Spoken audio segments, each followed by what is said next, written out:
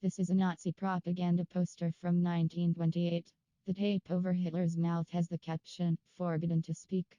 Below on the propaganda poster is the sentence, "Only 1 man of the 2 billion people living on Earth may not speak in Germany."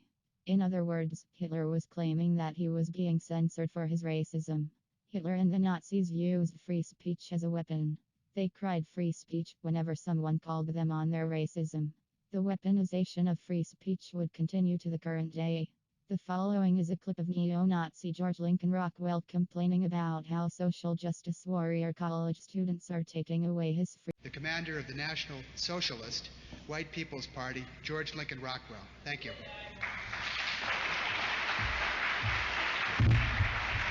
Thank you very much, Mr. Raff, and let me first say how grateful I am for this opportunity to speak on the academic community.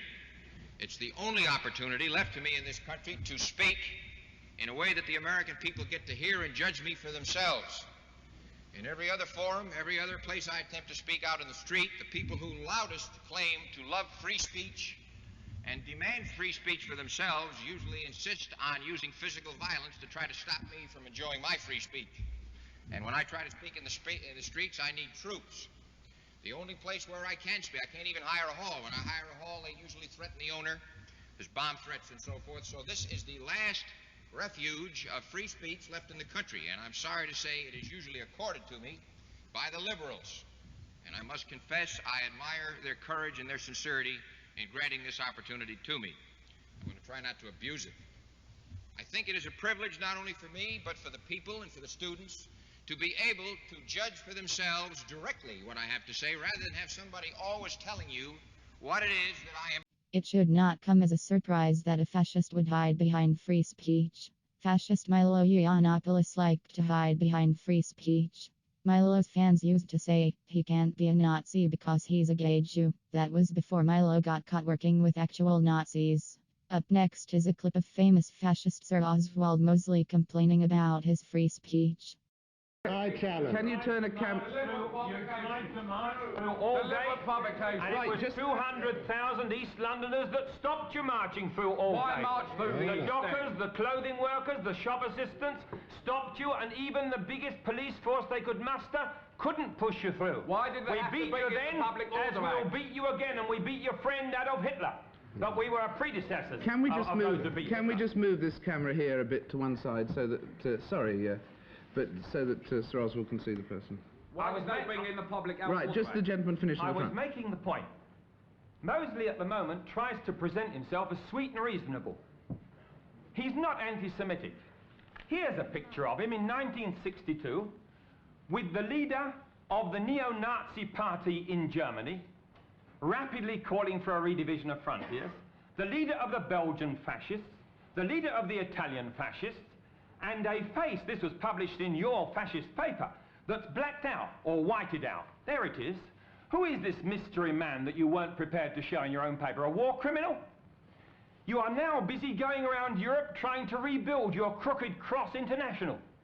You failed once, but you hope that the revival of German Nazis in Western Germany, the old gang coming out of their holes again, will give you another opportunity, even though you're an old, decaying element in this country. Just a moment, let's...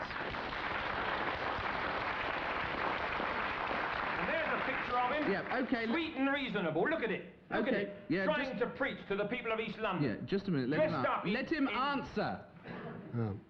Well, now, you've had your speech. Can I say a few words in reply? Now, it's divided into two parts, your question. First of all, you say I'm in alliance with anti-Semitic elements in Europe.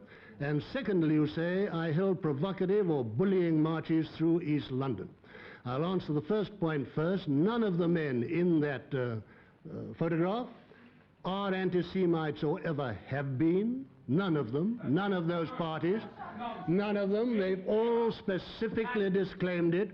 Every single one of the men in that picture have declared against anti-Semitism, and what you say is completely untrue. Now I will take... Hitler was an anti-Semite, but you were his ally. No, I was not his ally, and I'll deal with that. No, I was not. You never said one word about the... Now you see why we had to... Now you see how we had to fight for free speech. when you show pictures of me in uniform, it was because men like you came by the score to our meetings, enormous meetings like that in Exhibition Hall, London, 30,000 people coming to listen to us, which was in perfect order because we'd stopped people like you breaking up the meetings. And I did that with the Black Shirt movement, and I'm proud to have organized and led the Black Shirt movement to restore free speech to Britain. Mr. Frost, heckling is part of the British tradition. Yes. Until heckling, October, but not shouting down, which is what you're doing. Shouting down. No heckler had ever been beaten and kicked and had bones broken and sent off to hospital. Never. Not since the ancient time. No. But you started a fashion that you learned from your friend Adolf Hitler. You thought that anti-Semitism... Now you want to make... Just a minute, let him answer. You want to bring the meeting, as your friends often tried before, to a close and stop the speaker, either of the speakers, having their say. And that is why we organized to put people like you out when you denied free speech in Britain. And it was a right and proper thing to do, and they were magnificent young men, and I'm proud to have led and organized them to put people like you out of meetings. And since, yes, there you are, you will not allow other people to speak. And you are doing here what you've always done, denying free speech to other people, and that is precisely why I put the people like you out of our meetings. And I do it again.